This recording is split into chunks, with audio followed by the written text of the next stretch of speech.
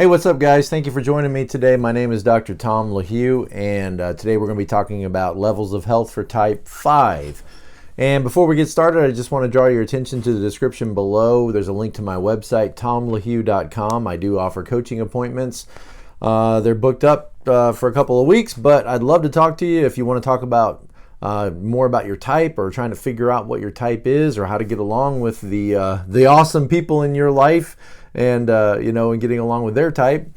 Whatever I can do to help, I'd love for you to reach out to me. The description below, you can find a link to the website. Also, thank you to my patrons. I really appreciate your continued support for this channel. I am feeling a little self-conscious today because I've got a tooth out that's getting fixed. So if I look a little funny today, well, it's probably all in my head. At least, as a 7, I don't mind. I actually told people, I said, I've got a tooth out, and they said, it kind of fits your personality. I'm not sure what to take from that, but anyway. All right, well, that's in my head, so let's get started. Today we're going to talk about type 5, and I've been studying type 5 all week, and I'm looking at a book by, let's see, her name is Ginger Lapid Bogda, on bringing out the best in everyone you coach. And it's a really good book. And on the type 5s, I've been looking at the levels of health that she suggests and thinking about it. And of course, I just been doing kind of an overview of what type 5s are. 5s are people that can somewhat be isolated and can compartmentalize things in their minds. They can tend to isolate things in their minds. People at work don't mix with people at church, and people at church and work don't mix with people in my family. And so 5s tend to compartmentalize their lives and compartmentalize their feelings at times. They might think their feelings rather than really integrate into their feelings. I know I don't fully understand that. I know 5s can be difficult for me to get my mind around. I really felt like, oh yeah, I understand 5s. It makes a lot of sense. But I think the longer I'm in this Enneagram thing and the more I study, the more I realize how much I don't know. And so if I say that 5s don't feel their feelings, I don't mean to sound like 5s don't feel their feelings. I think 5s absolutely do feel their feelings. I just think that 5s tend to compartmentalize and isolate things in their lives into file folders. There we go. Think of it like file folders. And so I think sometimes their feelings might get put into a feelings folder. And so they want to be very objective, and they will approach things very clear-minded and objectively, and maybe not allow their feelings at times to dictate their thinking.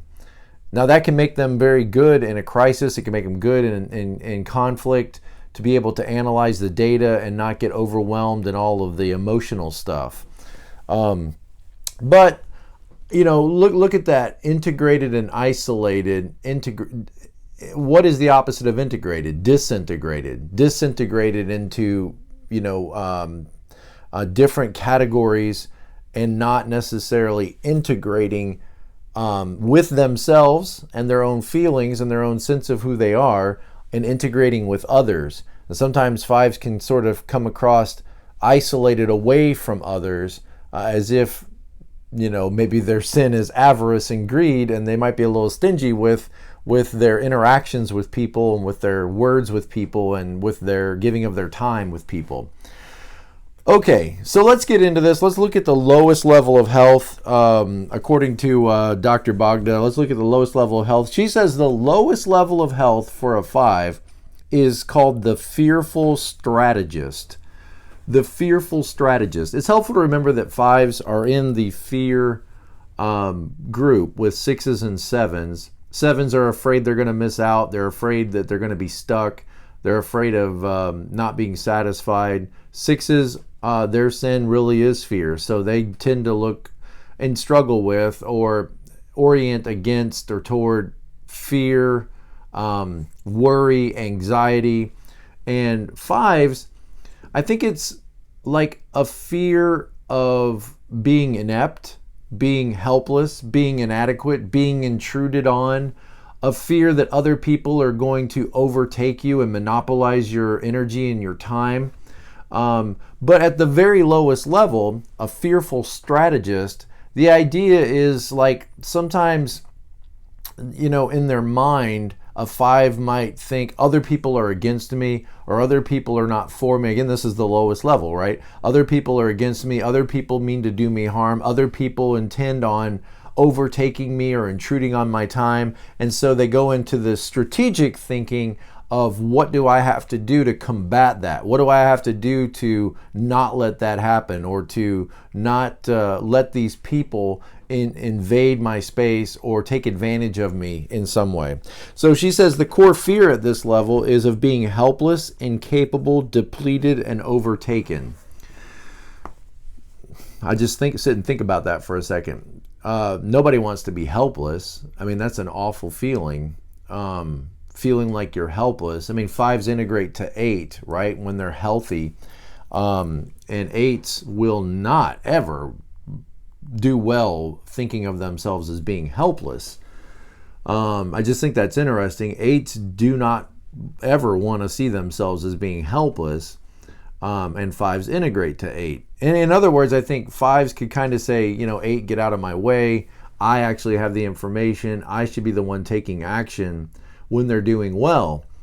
But when they're not doing well, when a 5 is not doing well, there's that fear of being helpless, the fear of being incapable, or I would say inept, not able to meet the challenge. You've done all this research, you've got all this information, and 5s, their orientation is toward information, often toward information, toward space and boundaries and keeping boundaries with people, toward mastering information.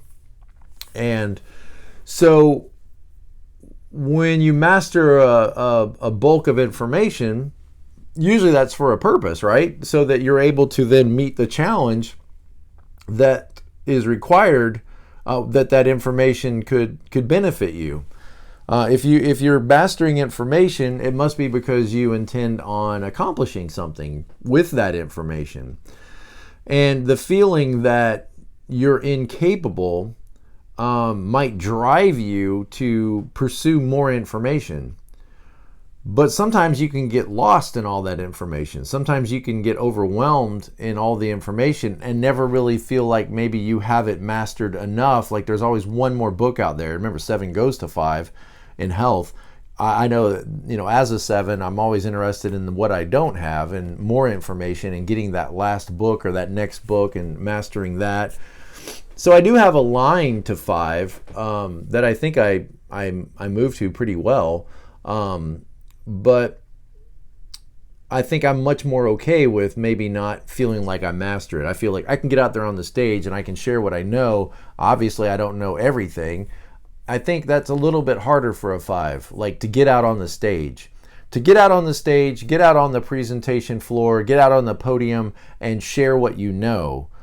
For a 7, I think we just take for granted that we're not going to know everything, and that's okay. We want to be practical, we want to be helpful, we want to inspire people.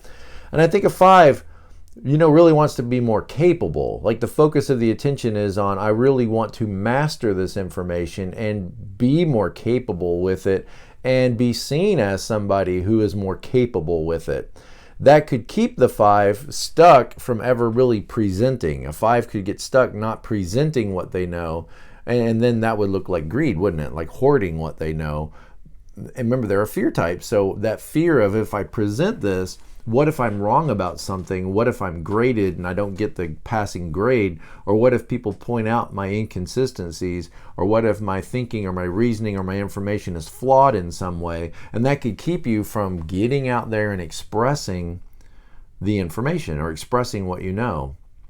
And keep a 5 from ever integrating to 8, where they take their information and they challenge people with it. Feeling of being depleted. I think we all know what it feels like to be depleted. I don't fear it though. I certainly don't fear like, oh, people are going to tax my energy and I'm going to have to get away and withdraw. I do when I am depleted. I do get away and withdraw.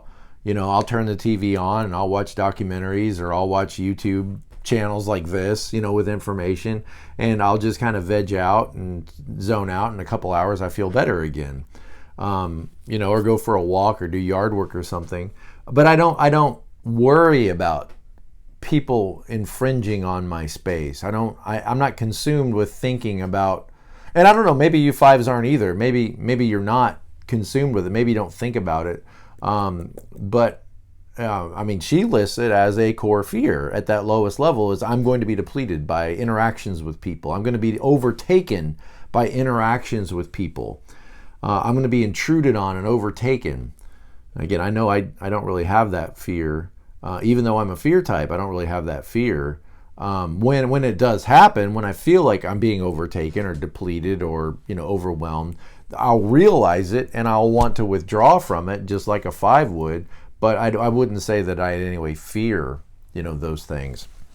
Interesting stuff. At the lowest level of self-mastery, 5s become frightened, withdrawn, isolated, hostile, and haunted. I think isolated is a good word for 5s. 5s can end up very isolated. They kind of have this sort of like look at life through the peephole. Look at life through the window. Look at life from behind the glass. And that is a self-protection. All of these personality types are self-protective. You should maybe I need to do a video on that sometime. But all of these personality types, all 9 of them, are self-protective. They are designed for broken people to make it in a broken world. And the 5's orientation or their stance is to isolate away at times, oftentimes, away from people and away from things that they would feel like might be intrusive upon them. Remember the paradox, every type has a paradox. The paradox of the 5 is you say you want to fully experience life. You say that you want to fully relate to other people, yet your stance is one that isolates you away from experiencing the fullness of your emotions and experiencing, the fullness of relationships with people. So every type has that kind of what they say or what they intend versus what they actually do.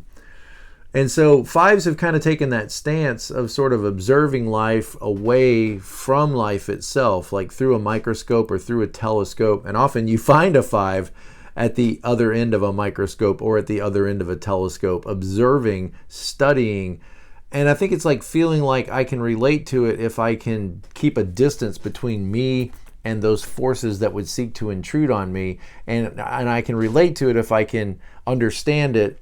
Then I don't need to be afraid of it. I don't need to feel like I'm going to get lost in it or get overwhelmed in it. So at the lowest level, they can become frightened, withdrawn, and isolated. Withdrawn and isolated. So notice if you're a 5, notice your tendency at times. Would other people say that you withdraw and isolate yourself?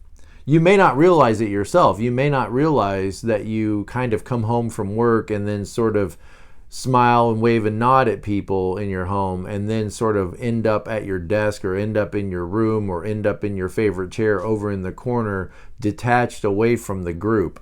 But would other people say that you tend to withdraw and isolate yourself? It's not a bad thing to do that. It's just balance, right? It's not a bad thing to do that. It's not a bad thing to be withdrawn and isolated. It's just there are times when maybe it's not the best thing for you to do, and knowing the difference is really what it's all about. Knowing that, okay, it's fine for me right now. There's no needs or no demands. I can take some time and just go off and sort of re-energize. It's when you do that at the expense of maybe other people or other people you care about, when you really need to be investing your time in them or in some task that needs to be done, and you're isolating and withdrawing at an unhealthy level. I think we all want balance in our life, right? Okay, it would probably be helpful for some 7s to practice withdrawing, to practice isolating a little bit, and get some time to themselves. It'd probably be good for 3s, to do that as well. So it's not a bad thing to withdraw and isolate. It's just be careful of the expense on other people and on the rest of life that you want to integrate with. There's a lot of life that you want to integrate into, and if you're always withdrawn, always in the basement, always in your lair, separated away from the rest of life, that's not, that you can't really call that a balanced life, which is, I think, the goal. If you're watching this video, the goal is you want to be a balanced person. You want to have, your life going in a direction that is in your best interest and in the best interest of the people that you love. And obviously, you may not see this so well because if you're a 5, but if you're always sort of in your cave, there are people in your life maybe that, or there could be, let's put it that way, there could be, maybe there's not people in your life that need and want your involvement, but perhaps there could be, and maybe there should be, if you could get out of that cave a little bit more in a more natural way. Okay. All right. So they can believe that people are planning on doing them harm, and as a consequence, they may plot and scheme to harm others as a way of circumventing what they imagine will be done to them. It kind of sounds like you pick up a little bit of the anxiety of the 6 and the isolation of the 4. Like, well, that 6 can be very suspicious. When you get a 6 and a 4, you get the fear of a 6 mixed with the I'm not being understood or treated right of the 4. You get this 5 energy, and in this unhealthy way, it's almost like you've picked up. It sounds like she's saying you almost pick up the anxiety of the 6, like they're out to get me, and sort of that withdrawn posture of the 4, and that there's combined. It says they can become secretive and implosive, and they remove themselves from interactions with others and have extremely limited access to their own feelings. Okay, that's not a pretty picture. I mean, that's pretty rough. It'd be interesting if any of you guys have experienced those times, or maybe you're experiencing that time right now in your life where you can be quite suspicious of people and then even begin to like plot and scheme to circumvent what you think they might be, what they might do to you, and become very secretive and remote as you remove yourself away. Interesting. So the fearful strategist, that's the lowest level. The mid-level or the moderate level, she calls the remote expert. The remote expert. I like that. Remote, separate from, not engaged, disengaged, over on the sidelines, not a part of the group. Again, there's the kind of that 4 energy, not a part of the group, remote, set apart, set aside, don't want to be intruded on, don't want to be disturbed, want to see and experience from that safe distance. There's fear type, right? So remote expert. I need you to know that I'm an expert. Then this is the mid-level, right? This isn't the highest level, but this is the mid-level. I need to be an expert. I need to be around the experts, and I need to be seen as an expert. Well, it's very hard. It takes a lot of time to become an expert in anything. So this is a monumental task. If you just want to become an expert in buttons, buttons that go on shirts. I mean, how many thousands, hundreds of thousands, or whatever of buttons are there out there in the world, and you're going to become an expert in it. Anything that you would decide to become an expert in is going to be a life's work. It's going to be a life's work, a life's journey. And are you ever really going to feel like you have made it to the end of that mountain of knowledge? With ones, right? You have to tell ones at times, know when good enough is good enough, because ones can constantly beat themselves up because they don't feel like things are perfect enough, or that their behavior is perfect enough, or that things are clean enough and put away enough. And that idea that sometimes good enough is good enough, that's very painful for a 1. I think it could be painful for a 5. Like, know when you need to turn your paper in. You know enough, it's good enough. You could obviously take it back and revise it again, but eventually it has to be taken out and presented. Eventually it has to be shown to the world. And I can imagine if I had a fear that I need to be an expert and I need to understand this and I need to be adequate and adept and all this, that there could be times when it just stalls me from ever getting out and presenting. I always say that 5s have to be willing to risk going to 7, looking like a fool, in order to get to 8, challenging people with their ideas and their thoughts. You have to be willing to risk that balance of, I can't be so afraid of 7 things, of getting a pie in the face or being humiliated. 7s are okay with a lot of that stuff. They don't mind raising the energy at the expense of their own dignity at times. And I think 5s, take life a lot more seriously and don't want to be thought of as somebody who, doesn't really know or is kind of flying by the seat of their pants. And I think as a 5, you got to be willing to risk, because what good is it if you understand all of this or know how things work or understand how things work and then don't share that at the right time?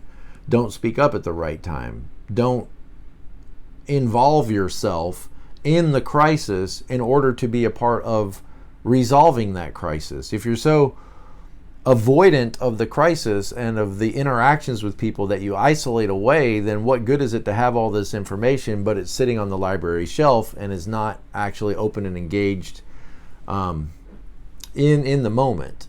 Okay, so let's see. The remote expert. Okay, and again, that idea of remote has the idea of compartmentalized, right? And that's the way I think 5s tend to file folder everything, compartmentalized apart from, wants to feel competent. Conserving their inner resources and their energy, their focus is on conserving their inner resources and energy, on maintaining their privacy, on accumulating knowledge in order to feel competent.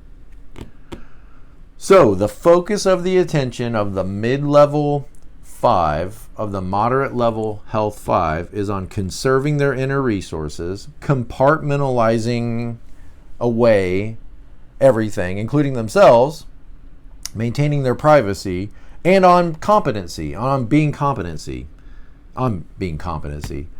competent, or being perceived of as competent, being competent in their field, competent in their information, competent in their knowledge, and certainly being perceived of as being competent.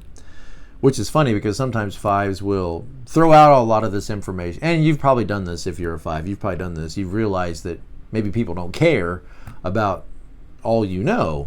And so as a young 5, you probably overshare, and then people just kind of tune you out, eyes glaze over, or maybe they even yell at you to stop. Oh my goodness, will you stop talking about whatever the topic is? You're consumed on this topic of batting averages, of baseball players or car engines or, whatever the topic is. And you think you're helping people by sharing all this information and that they will think well of you because of what you know. And you look around and you just realize people are frustrated with you or irritated with you, or they've tuned you out.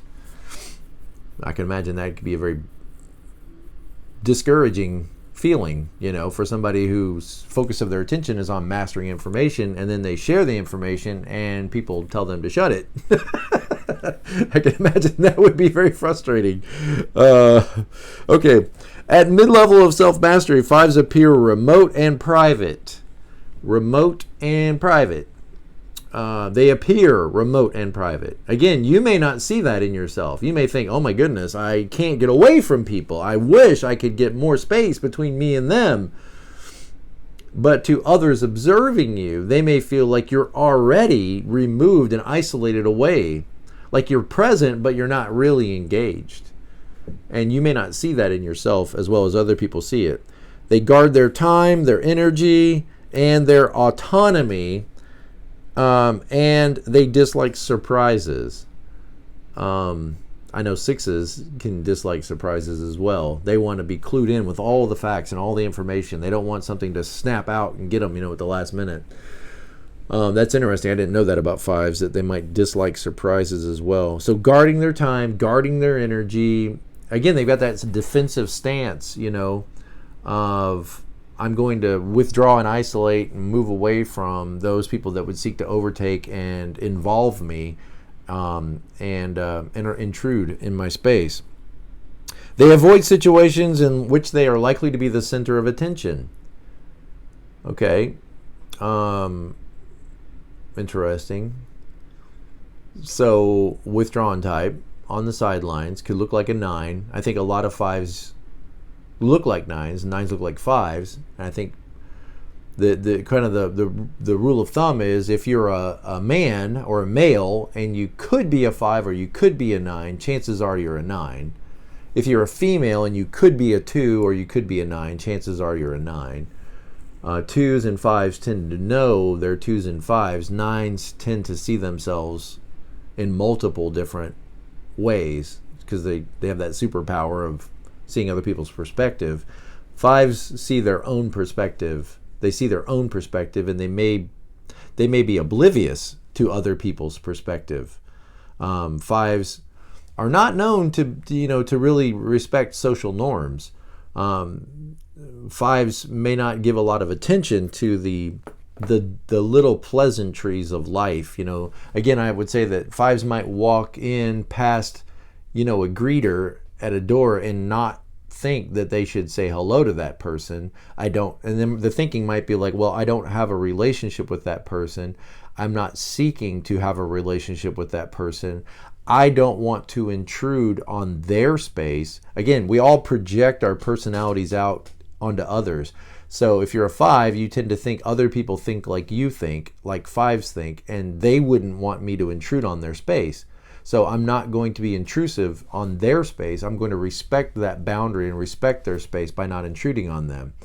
And then it's a very helpful thing when you realize that other people don't have your personality. And there are plenty of people and plenty of types out there that want you to speak to them. They want you to say hello to them. They'll feel bad if you walk past them and don't say hello to them.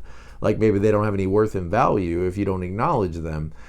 So 5s, might miss some of those social cues. And again, compartmentalizing, right? Compartmentalizing.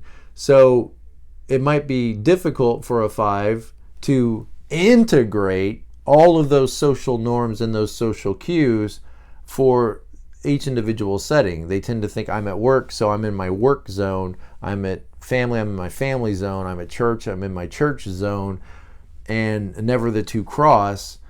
And when you compartmentalize your thinking like that, you might miss some of the wheels that you need to grease in relationships.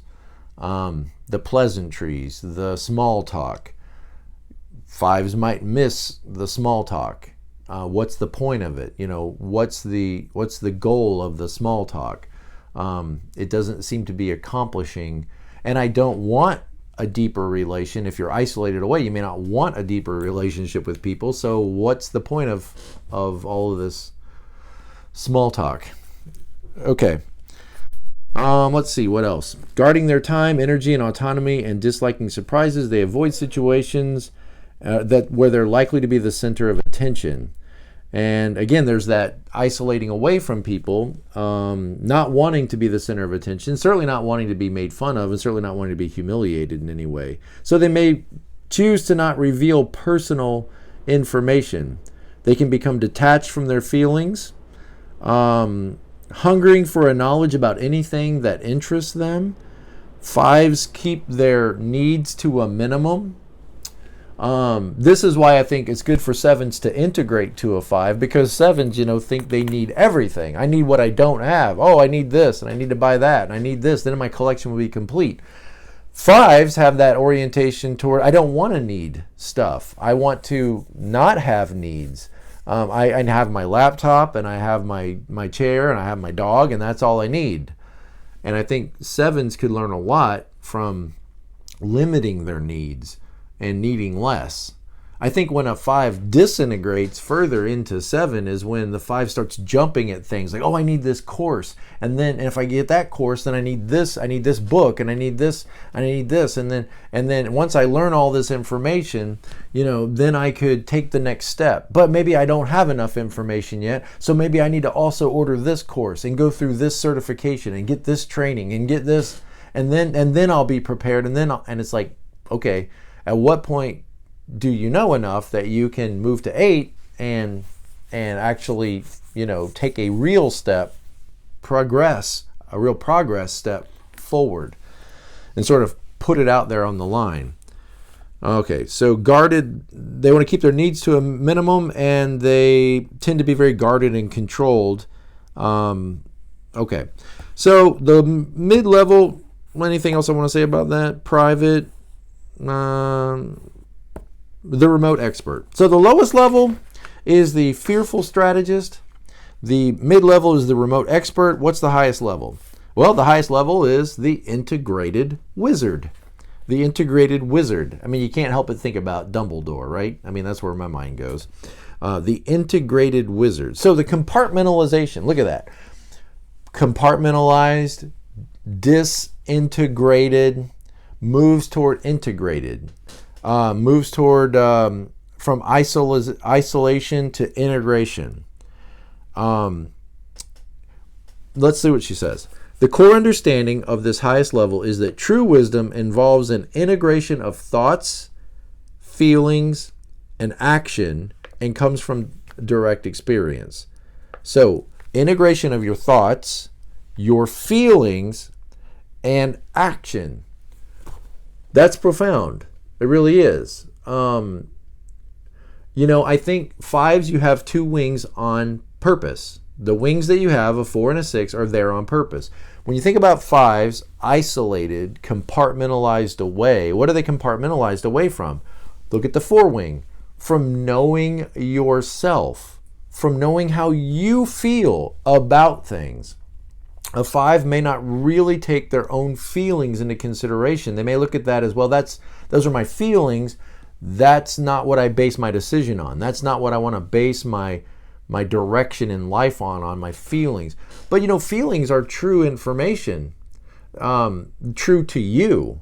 They may not be objectively true, but they're subjectively true. And it's important to know how you feel about things. It's important to look inward and not just look at the facts, not just look at the objective information, but to look at your inner truth, you might say, or your inner compass, and to know how you feel about things. And again, that can be cut off from you a little bit as a 5. You might not see the importance of that. You might think, well, the best decision is this because that's objectively clear. But is that really the best decision that you want to live with? Is that what you really like? Is that what you really want? And you might have a hard time integrating those inner subjective truths and integrating them with your objective truth. And then I think the 4 wing is all about knowing yourself and integrating with yourself, and the 6 wing is all about integrating toward others, integrating toward your team, integrating toward the family and the people that you interact with. 6s want to be safe, and they want to have a network of people around them that keep them safe. 6s don't know what they think. They want to know what you think. What do you think? What do you think? Okay, I got all the expert advice. I've got people around me that know, that have experience. I have that common sense and experience around me. So now I feel safe enough to make a decision. 5s, you value objective facts. You value the objective truth, the research, the data. But there's a lot of wisdom in kind of finding out what other people think that aren't necessarily experts but have experience. And integrating toward those people, integrating toward that community wisdom or that common wisdom or that, people's experience. You say, well, experience, that's not the same thing as information. It's not. It's not the same thing as information, but it is something that you might want to integrate into your information so that your information is not just raw data and facts. You've integrated with yourself, you know what your subjective truth is, and you're integrating with others, and you know what the common experience or common sense experience of others is now integrating with your objective truth. So you're not leaving out sort of like those other 2 ways of knowing things. What do I feel about this? And what do people around me say? What do people around me think about this? And those may not seem like big priorities in the mind of a 5, but But I think those wings are there for a reason.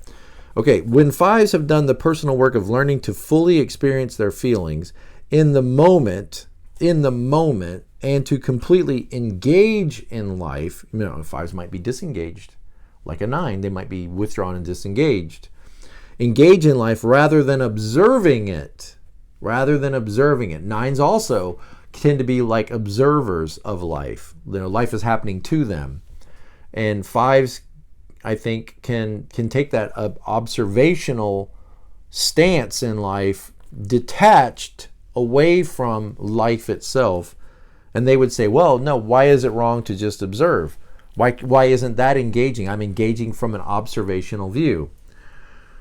Okay, well, that's a good question. I've been asked that question before, and I guess the first thing I think of is, I have 5 children and now a grandson, and I know that my kids need me to do more than to observe the family. They need me to interact. They need me to be available to them. They need to be allowed to intrude in my space. That's what relationships are. Relationships are messy. Relationships are like spaghetti. I think a 5 wants it to be like a waffle. Every little part is separated and divided. But real relationships are sticky. They're messy. People have emergencies that are not convenient at my time. When I want them to call on me is when they call on me. And being connected to people means that you are willing and able to allow them to intrude. 6s get this, right? 6s get this. This is your 6 wing, okay? That when a 6 realizes that somebody in their family is having a crisis, the 6 throws everything down. I'll be there for you. I will rush to your side. There's an emergency. The lights go off and I will rush to your side and I will be there for you and I will support you. And it doesn't matter what this costs me. I am loyal, right? 6s are the loyal skeptic. And so they're loyal to rush in and be there at a moment's notice and help you build your barn, so that when my barn is, that's the backside of that 6, right? Is that when I have an emergency, I need to know that you're going to be there for me. So 5s, they want everything, the lines to be a lot clearer and everybody to be more compartmentalized and relationships to work more in those blocky square ways. But relationships don't really work in those blocky square ways. Often they can get messy, sticky, gooey, and that's the nature of relationships. Okay, so completely engage in life rather than observing it from afar. And so, I don't think it's bad to have an observational stance. I just think it may not be in your best interest to have to retain an observational stance when it's necessary for you to engage. Same thing's true for 9s. To engage in life when you might feel inclined to rather just pull back and observe. There are times when you've got to engage. It's fine to have a bat cave, right? But even Batman comes out at night and engages, with the city, and he usually gets beat up a little bit, okay, and exhausted, but then he goes back to his bat cave. I think Batman is actually a 6, but I haven't really thought about it, but he's probably a 6, probably a counterphobic 6. He's afraid of bats, right? So he puts on the uniform of what he fears as a way of coping with it. But I think as a 5, you could kind of get stuck in your bat cave and observe it all on your monitors, but you got to go out and engage. And it's going to feel like you might feel like you're getting beat up and exhausted by engaging like that. They become lively, spontaneous, joyful, and imaginative. That's great. That's what I hope. My hope for you. May you be lively, spontaneous, engaged, joyful, imaginative. And I think some of the great minds of epic movies, I think of as 5s, like Tim Burton, Anthony Hopkins, what they say, George Lucas is a 5. I mean, Tolkien, I think, is a 5. C.S. Lewis. I mean, so, you know, these epic, imaginative stories. I think Alfred Hitchcock, you know, I think of Agatha Christie. I mean, these are 5s, right? Michael Crichton. I think, you know, okay. Imaginative. Their wisdom comes from full integration of head, heart, and body. Head, heart, and body. And keep in mind, you know, as a 5, you tend to be in that thinking group, but you have a wing that over in that heart group, that 4. As a 7, I don't even have that. You know, I have no connection to the heart at all in terms of the Enneagram. But integrating head, heart, and body. Remember, at the lower level, disintegrated. At the higher level, integrated. Not just compartmentalized, but integrating. The 5s have moved beyond a primarily cerebral way of existing, in other words, just existing in your head, into a state of contagious zest for ideas, feelings, and experiences. A contagious zest for feelings, ideas, and experiences. So, moving into life. Awesome stuff. Well, I hope that this has been helpful for you. I've enjoyed going back and looking at the 5 again, and looking at it in terms of these levels of health, the integrated wizard, the fearful strategist in the middle level of the remote expert. I hope as I continue to coach 5s or people that live with 5s to help bring greater awareness to how to move toward health. And again, I think the first thing I would say to most of us is being balanced between your wings. You'll have a dominant wing and a less dominant wing. You might want to look at that less dominant wing, and that often is what will balance you or help you move toward being balanced. You know, if you're a 5-wing 4, what does it mean to lean more on that 6 and to allow more 6 energy into my thinking and my way of interacting with people? If I'm a 5-wing 6, you know, the problem solver, what does it mean to get more in touch with who I am and my goals and my feelings, my intuition, and move more toward that 4 space? I might be blind to my own subjective knowledge and subjective ways of knowing things.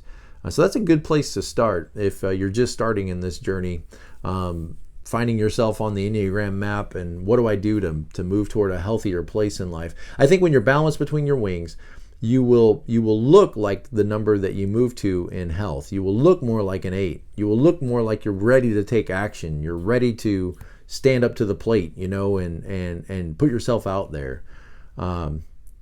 So I hope it's been helpful to you. And of course, you know, I always end these videos by saying be present to life. And I think, you know, for a 5, that means you got to come out of the shadows. You got to come out of, I mean, C.S. Lewis said it, right? We tend to live in the shadowlands. And we got to come out of the shadows. Life doesn't happen in the shadows. It happens out, you know, out on the field. And so let's get out on the field. Know when we know enough. Know when we know enough that we can step out and take action, and integrate to that place of action. Integrated with our feelings, integrating our heart, our head together, and integrating toward action. All right, guys. Thank you, and be present to life. I'll see you next time.